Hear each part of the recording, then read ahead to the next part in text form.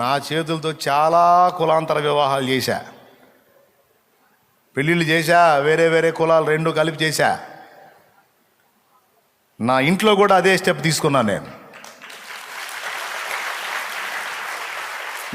నా కోపం ఏంటంటే,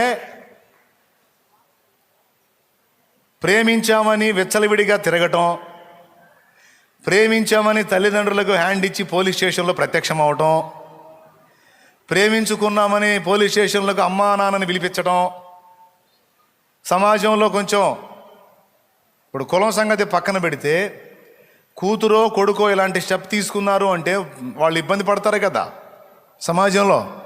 వాళ్ళ విలువలను పట్టించుకోకుండా వీళ్ళ ఆనందం కోసం స్టేషన్ల దగ్గరికి వెళ్ళి తల్లిదండ్రుని పిలవటం అనేది నచ్చదు నాకు.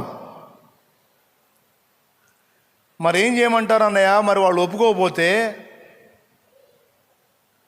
ఒప్పుకున్న దాకా ఓపిక పట్టు, దేవుని బిడ్డవైతే ప్రార్థించు, అవసరమైతే నీ వంతు కష్టం నువ్వు చెయ్యి.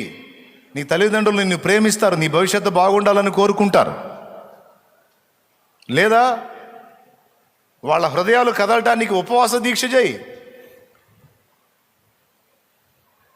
అవునా?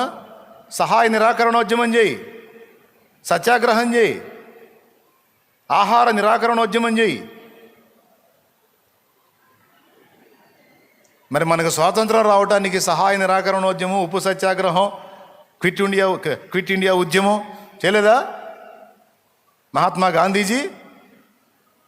అట్లాగా వాళ్ళ కనికరం నీ మీదకి వచ్చినట్లు అవసరమైతే దేవునికి ప్రార్థన చేయి, తల్లిదండ్రులు కూడా మనవి చేయి. వాళ్ళ కనికరం, దేవుని కనికరం, మనుషుల కనికరం నీ మీదకి వచ్చేటట్టు అవసరమైతే పొట్ట మార్చు, నీకంతా ఇదైతే. అంతేగాని బరి తెగించి రోడ్డు ఎక్కి స్టేషన్ కాడికి వెళ్ళి తల్లిదండ్రులకు ఫోన్ చేయించేంత దిక్కుమాలిన స్థితి ఇంకొకటి లేదు. ఇందులో మీరు ఎవరన్నా ఆ పని చేస్తుంటే సిగ్గుపడండి, పశ్చాత్తాపడండి. చేయాలనుకుంటుంటే జాగ్రత్త. నీకు నేను నా నోటితో శాపవచనాలు పలకూడదు, పలికితే నిజంగానే పోతారు. కాబట్టి నేను పలకను, ఆలోచించుకోండి. దేవునికి స్తోత్రం. ఇప్పుడే చెప్పట్లా, ఎన్నోసార్లు చెప్పా, మళ్ళీ చెబుతున్నా. దాని ఎఫెక్ట్ తప్పకుండా నువ్వు అనుభవిస్తావు.